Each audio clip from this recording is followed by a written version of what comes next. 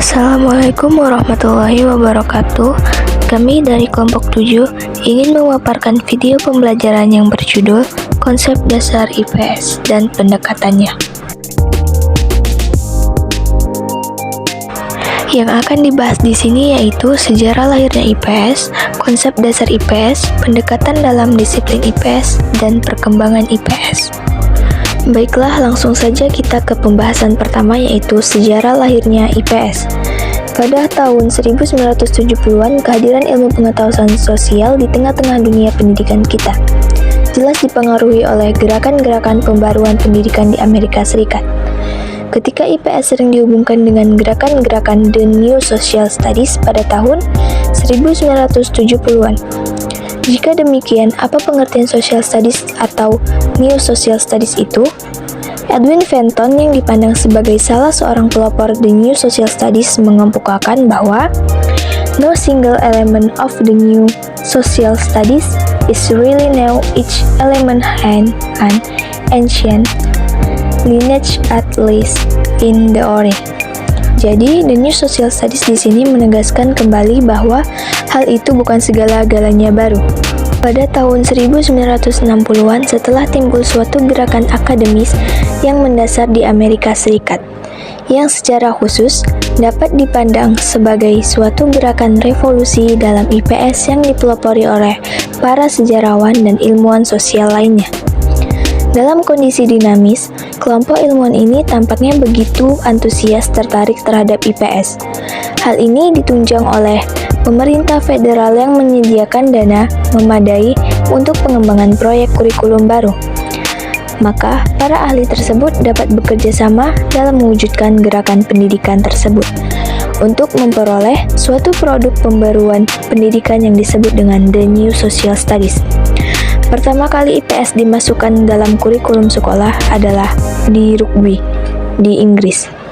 Abad setelah revolusi industri, abad ke-18. Revolusi industri abad ke-18 ditandai dengan perubahan penggunaan tenaga manusia menjadi tenaga mesin.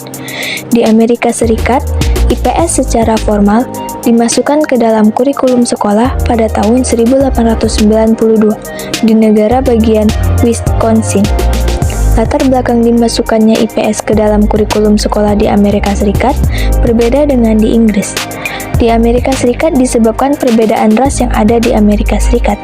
Pendudukan Amerika Serikat terdiri atas berbagai macam ras, diantaranya ras Indian yang merupakan penduduk asli, ras kulit putih yang datang dari Eropa, dan ras Negro yang didatangkan dari Afrika untuk dipekerjakan di perkebunan-perkebunan di negara tersebut.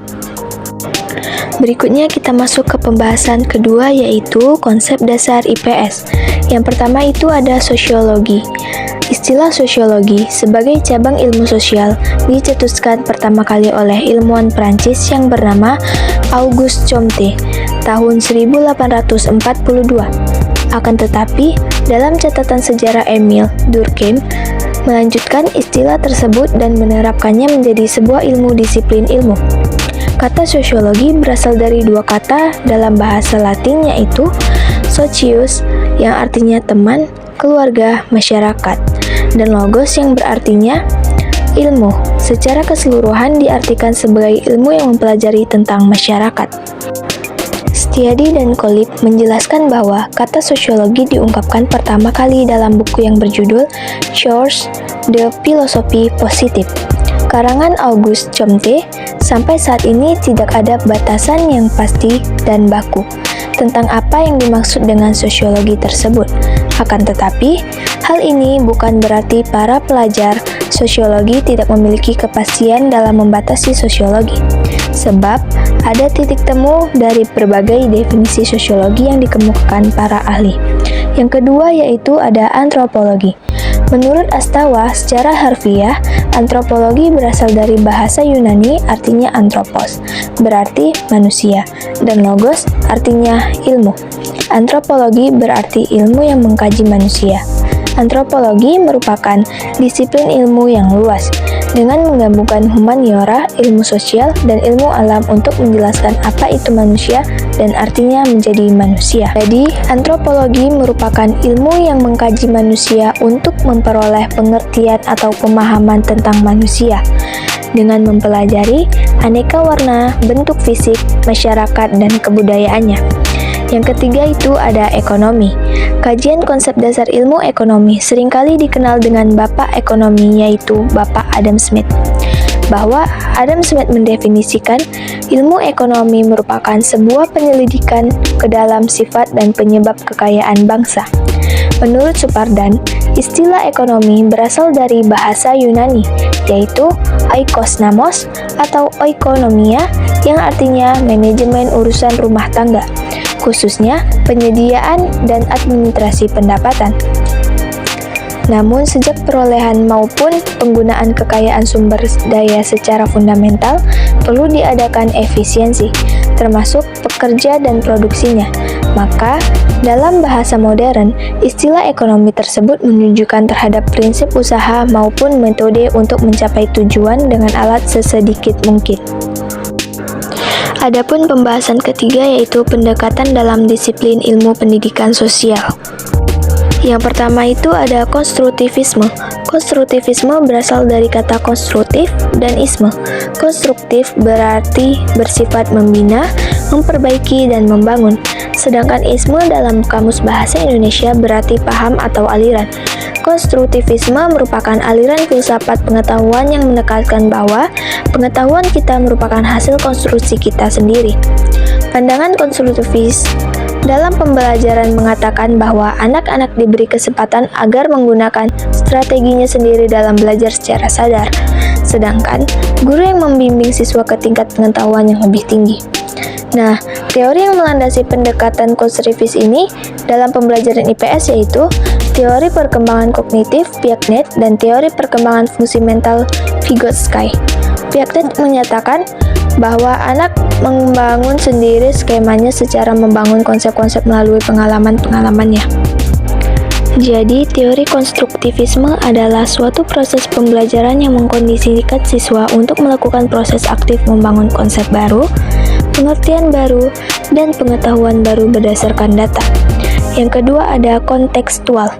Pembelajaran IPS berbasis pendekatan kontekstual yang menggunakan 4 tahapan pengembangan meliputi tahap analisis, tahap desain, tahap pengembangan, dan tahap evaluasi yang telah menghasilkan produk aplikasi pembelajaran yang layak digunakan pada proses pembelajaran. Kelayakan produk aplikasi pembelajaran diperoleh berdasarkan nilai dari ahli si pembelajaran, ahli desain pembelajaran, ahli media pembelajaran, dan uji coba perorangan. Hasil dari ahli si pembelajaran memperoleh kualifikasi yang sangat baik. Ahli desain pembelajaran memperoleh kualifikasi sangat baik. Ahli media pembelajaran memperoleh kualifikasi skor sangat baik. Pada uji coba perorangan yang melibatkan 3 orang siswa memperoleh kualifikasi sangat baik. Dapat disimpulkan bahwa pengembangan aplikasi pembelajaran berbasis pendekatan kontekstual efektif atau layak digunakan pada proses pembelajaran. Dan terakhir kita masuk ke pembahasan terakhir, yaitu perkembangan IPS. Perkembangan tahun 1970-an The New Social Studies masih belum stabil karena adanya tarik-menarik kelompok antara dua visi social studies. Winatra Putra dan Darojat mengemukakan benturan itu terjadi mengenai perlu tidaknya indoktrinasi, tujuan pembelajaran yang saling bertentangan, dan pertikaian mengenai isi pembelajaran. Gerakan yang paling kuat pemicunya adalah adanya pemikiran Jerome Bruner dalam bukunya The Process of Education, yang dengan tegasnya berargumentasi bahwa betapa pentingnya structural approach atau lebih tegas lagi mengajarkan struktur ilmu di sekolah. Bruner berangkat dari satu pendirian bahwa pembelajaran apapun dan topik apapun dapat diajarkan kepada setiap anak pada tingkat perkembangan manapun. Baginya, pendidikan maupun pembelajaran hendaknya dapat membantu mempersiapkan anak didik untuk hidup di masa depan.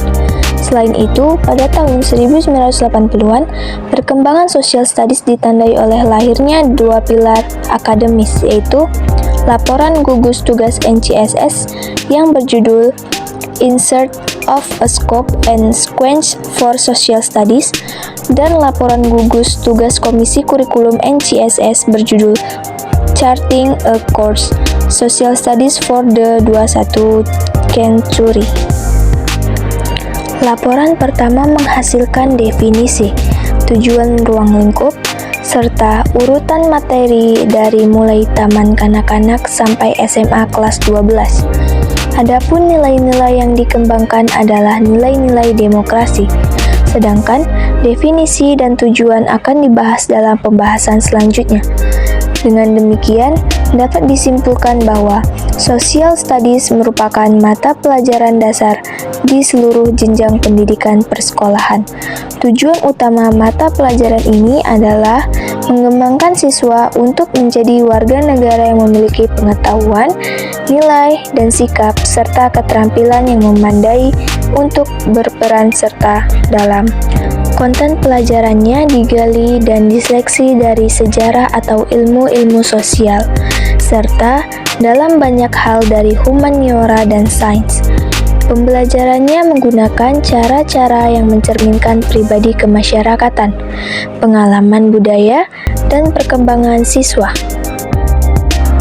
Demikianlah video pembelajaran dari kami. Semoga dapat bermanfaat untuk kita semua.